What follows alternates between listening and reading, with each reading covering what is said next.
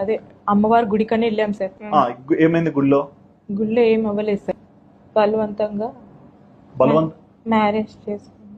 ఎవరు? కామేశ్వర్. ఎవరిని చేసుకున్నాడు? నన్ను చేసుకున్నాడు సార్. మీకు పెళ్ళైంది కదమ్మా? మళ్ళీ చేసుకున్నాడు సార్.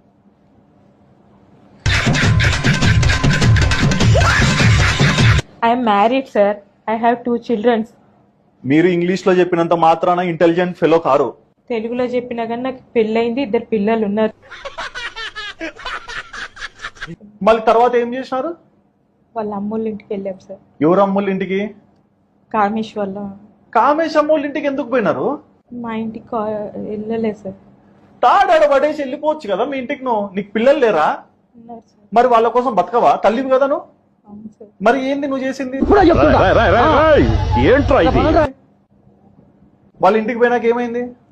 ఇంటికి వెళ్ళాక ఇదేంటి మా ఆయన పేరు ఎత్తాను సార్. నేను మా ఇంటికి వెళ్ళిపోతాను, మీకు ఇది కరెక్ట్ కాదు, మిమ్మల్ని నమ్మి టెంపుల్ కని వచ్చి. ఇంటికి పోయినంత వరకు బాగా కూర్చేంటారు, ఇంటికి పోయినాక ఆయన గుర్తొచ్చినారా?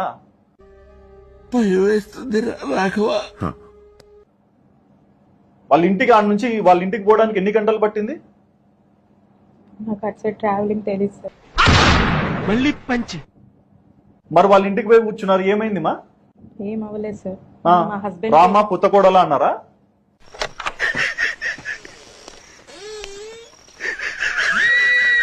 కాదు సార్, ఇంక ఎక్కడికి తీసుకెళ్దామని చెప్పేసి నేను అబ్బాయిని అడిగాను సార్.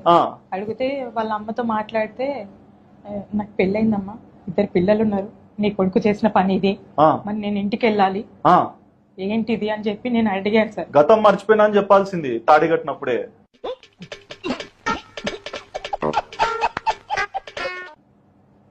మీరు ఇష్టంగానే పెళ్లి చేసుకున్నారు, ఇదే కరెక్ట్. నిజం చెప్పండి.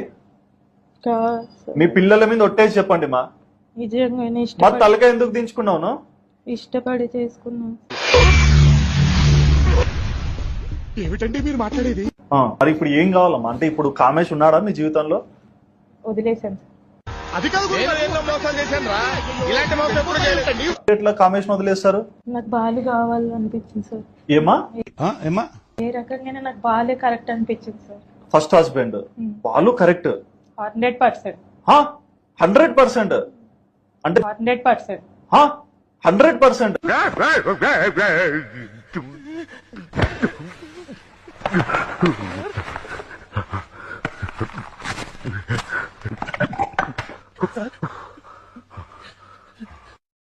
అంటే దీనిలో నీతి ఏంటమ్మా?